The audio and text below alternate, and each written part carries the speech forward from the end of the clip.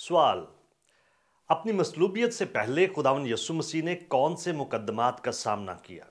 اس video کے اندر میں بائبلی تعلیمات کی روشنی میں اس سوال کا جواب دوں گا اور اس کے بعد کچھ مددگار تعلیمی وسائل کو جاننے میں آپ کی مدد کروں گا، لہٰذا اس ویڈیو کو آخر تک دیکھیے۔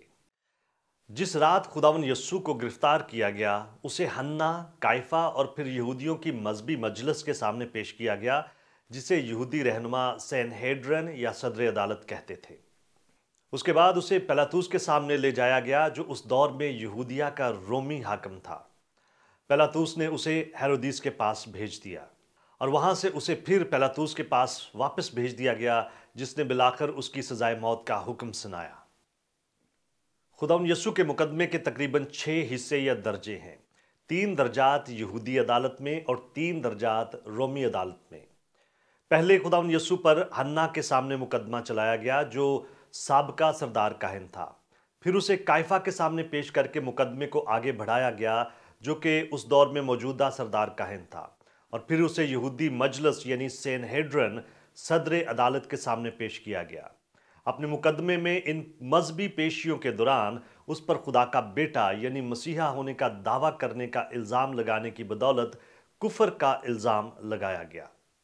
خداوند یسوع پر جو مقدمہ یہودی مذہبی عدالت میں چلایا گیا، وہ ظاہر کرتا ہے کہ یہودی خداوند یسوع سے کس قدر زیادہ نفرت کرتے تھے، کیونکہ اس مقدمے کے دوران انہوں نے اپنے ہی بنائے ہوئے بہت سارے قوانین کو رد کر دیا تھا۔ یہودی قانون یا شریعت کی روح سے اس مقدمے میں بہت ساری بے قاعدگیاں اور خلاف شرع غیر قانونی سرگرمیاں ہوئی تھیں۔ نمبر 1، عید کے دنوں میں کوئی مقدمہ نہیں چلایا جا سکتا تھا۔ نمبر 2، کسی بھی شخص کو مجرم ٹھہرانے یا بری کرنے کے لیے یہودی مجلس سینہیڈرن یعنی صدر عدالت کے ہر ایک رکن کی طرف سے انفرادی طور پر اپنی رائے دینے کا قانون تھا، لیکن خداوند یسوع مسیح کے مقدمے میں ان سب نے مل کر شور و گل میں اسے مجرم ٹھہرایا۔ نمبر 3، اگر کسی کو سزائے موت سنائی جاتی تو ضروری تھا کہ اس پر عمل درآمد سے پہلے ایک رات گزرتی، لیکن خداوند یسوع مسیح کے معاملے میں اس کی سزائے موت کے اعلان کے چند گھنٹوں بعد ہی اسے مصلوب کر دیا گیا۔ نمبر 4، یہودیوں کے پاس یہ اختیار نہیں تھا کہ وہ کسی کو سزائے موت دیتے۔ نمبر 5، رات کے وقت کسی بھی طرح کی عدالتی کارروائی کا انعقاد ممنوع تھا، لیکن خداوند یسوع کا مقدمہ صبح صادق سے پہلے ہی چلایا گیا تھا۔ نمبر 6، یہودی قانون کے مطابق ملزم کو کوئی وکیل یا نمائندہ مہیا کیا جاتا تھا تاکہ اس کے موقف کو عدالت کے سامنے پیش کرے، لیکن خداوند یسوع مسیح کے معاملے میں ایسا کچھ بھی نہیں کیا گیا تھا۔ نمبر 7، مقدمے میں گواہوں اور مہیا کردہ ثبوتوں کو دیکھا جاتا تھا اور مجرم کو جبراً اپنے آپ کو کسی طور پر مجرم ثابت کرنے پر مجبور نہیں کیا جاتا تھا، لیکن خداوند یسوع سے بار بار قسم دے دے کر یہ پوچھا گیا کہ وہ اس بات کو ان کے سامنے کہے کہ وہ مسیح ہے، اور پھر اسی بیان کی بنیاد پر اس پر کفر کا فتویٰ لگایا گیا۔ یہودیوں کی عدالت میں خداوند یسوع مسیح کو مارنے پیٹنے کے بعد پیلاطوس کے سامنے اس کے مقدمے کا آغاز ہوا۔ اس عدالت اور مقدمے میں خداوند یسوع مسیح پر جو الزامات لگائے گئے وہ ان الزامات سے بہت زیادہ مختلف تھے جو یہودی مذہبی عدالت میں لگائے گئے تھے۔ اس پر الزام لگایا گیا کہ وہ لوگوں کو رومی حکومت کے خلاف بھڑکاتا، لوگوں کو مسئول دینے سے منع کرتا اور خود یہودیوں کا بادشاہ ہونے کا دعویٰ کرتا ہے۔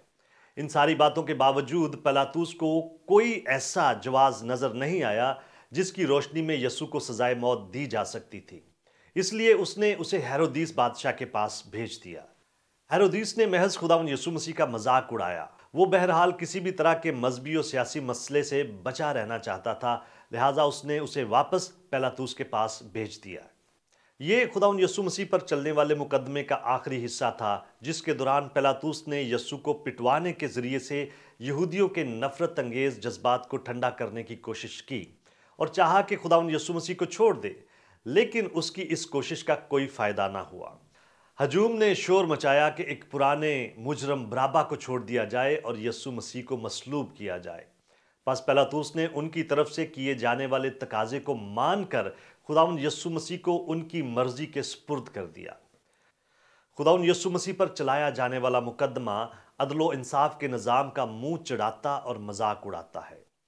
خداوند یسوع جو نسل انسانی کی تاریخ میں گناہ سے مکمل طور پر مبرہ ذات تھی، اسے مجرم ٹھہرایا گیا اور مصلوب کر کے صلیب پر مار دینے کی سزا دی گئی۔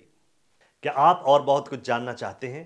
ہمارے چینل کو سبسکرائب کیجئے تاکہ آپ ہماری دیگر ویڈیوز کو مس نہ کر دیں، اور بہت سارے سوالات کے جوابات کو جاننے کے لیے ہماری ویب سائٹ godquestions.org کو وزٹ کیجئے۔ کیا آپ کے اور بہت سارے سوالات ہیں؟ بائبل کے پاس آپ کے سبھی سوالات کے جوابات ہیں۔ شکریہ۔